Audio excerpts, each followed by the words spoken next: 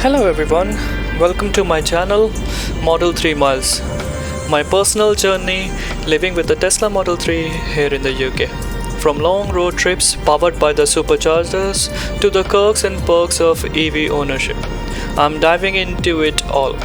Whether it's a software updates that surprises me in the morning, or the magic of regen braking, or the real cost of driving electric, I will be sharing it with honesty and detail. If you're curious about what it's really like owning a Tesla, especially on the British roads, hit that subscribe button and come along for the ride.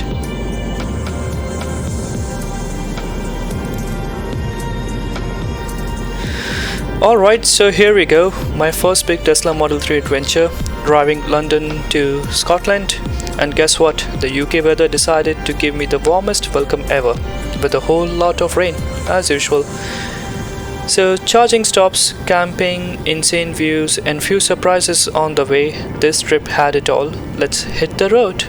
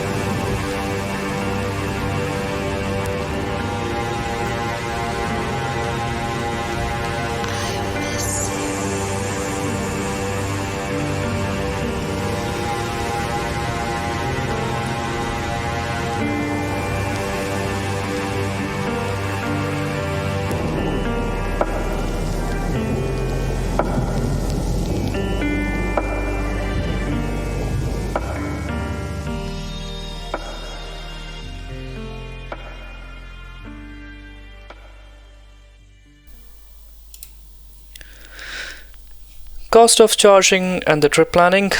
So first stop was the Blith Supercharger. I pulled in with just 5% battery, left kinda spicy. Was not gonna lie, was quite anxious about the battery level dropping every 30 minutes or so. But I was alright. So because Tesla recommends that for each 1 to 2% of charge you can drive for 5 to 10 miles depending on the weather condition and everything, so I was alright. Tesla recommends keeping the LFP battery specifically for the standard Model 3 at 100%, so we went all the way up, which costed me £20. Not bad to kick off the trip. And the next stop after this one was at Addiston, which was around 220 to 230 miles away from Blith. Started at 20%, top it off again to 100% for just £16. And if you look at it, the differences between this charging station to the last one, so 80% of charge we drove around 220 miles.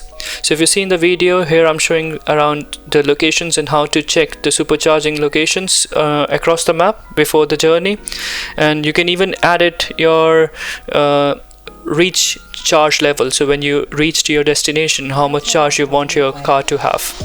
So this is what I did, because I already planned to go to Edinburgh and at least have 90% charging there with me, because I know the up north you go, the amount of superchargers available will be less and less. And in the video you will see me pointing out some of the superchargers and giving you a thumbs up and thumbs down for that. So it's technically because in sometimes when you're driving, and as the map usually doesn't get updated all the time, you will see sometimes the supercharger on the map shows it's available, and by the time you reach there, they're out of order. So make sure you also check it on the Google Maps, because things sometimes get updated quicker on the Google Maps compared to the Tesla Maps, even though Tesla Maps are based on Google Maps. But I don't know how it get updates, so sometimes things might take some time or a little bit of delay with the update. And our final top up before reaching Edinburgh was just outskirts of Edinburgh, where I reached with 50% battery. So based on how I input my reached charge level to be 90%, it took me to the nearest charging station next to Edinburgh with 50% battery to bump it all the way to 100. And as you can already see, it was 50% charged, so this time the cost would be less, and it cost me £9, even though the charging in Edinburgh is pretty expensive compared to everywhere else. So the average cost that I've seen in Edinburgh Superchargers was between 48 pence per kilowatt hour, and if you go with something which is not Tesla Superchargers, those were really expensive. For example, you just saw me in the video giving you a thumbs down. That was specifically for a Evo charger, which is for the Tesla, and the cost was super expensive. It was 67 pence per kilowatt hour or something. Yeah, it was really expensive. So if you do look into it beforehand, you will be pretty good. So you need to just plan a little bit in advance of how much you are happy to spend on the charging. Okay, getting back on the road now. So as you can see, these are lovely scenic views of us entering into the Scotland. Yeah, on the right hand side we have a seashore with us, and lovely views. The weather was a bit gloomy, which does make you feel sad about the whole trip, but overall the location and everything makes it so much better. Now before the trip, I will be honest with you, I was a bit worried about the charging, and what if the chargers don't work, and what if I get stranded somewhere between the sheep and the castles. But Tesla navigation system handled everything really well. Alright, we are at the camp now, camping time. We found this amazing spot called Witches Crag, tucked right into the Stirling Hills, and get this, just £11 a night, super affordable, super chill. They had 24/7 security, clean showers, and the friendliest people ever. And as you can already see in the video, the views are amazing. I don't think I could ask for anything better than this. After eight and a half hours of drive, this was something that was super relaxing and something I wanted for a long time. I even got help from the lovely lady at the reception, which helped me with charging my camera. How sweet is that? And waking up surrounded by the mountains, the birds singing, man, it was exactly what I needed after a month of just grind.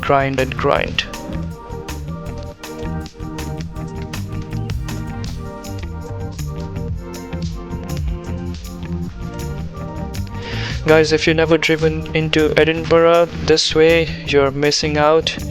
I honestly had to remind myself to keep my eyes on the road multiple times and not just to stare at the views. Yeah, it was something that was surreal. Yeah, here I'm showing the video of my little camp inside the Model 3.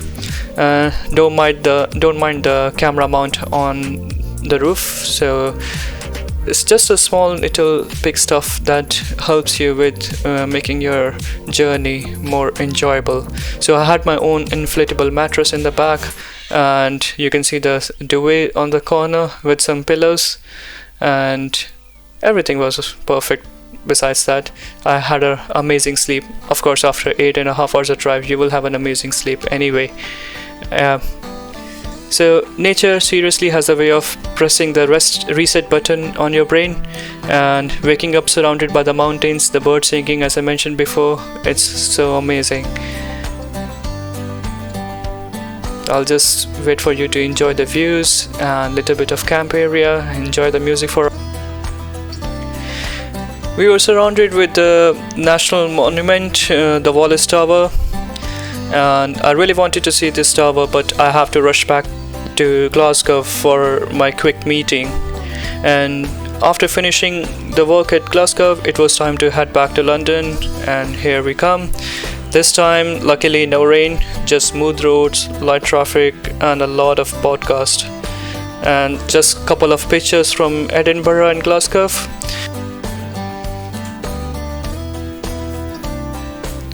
Alright, so by the end of this video, I'm gonna share the overall charging cost, and as you're just gonna see in few seconds.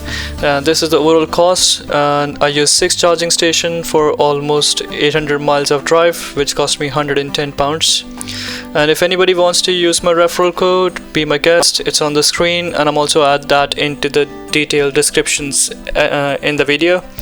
And yeah, so I can also say this: by the end of this video, my anxiety about the electric cars has gone. It's pretty much gone. Yeah, and it's a different experience here altogether to drive a Tesla compared to other electric cars. Alright, thank you guys. If you like the video, just hit like button, subscribe to the channel, and I'll make sure I'm gonna drop more videos and gonna talk more about owning a Tesla, how much it costs, and how the charging network is. Thank you.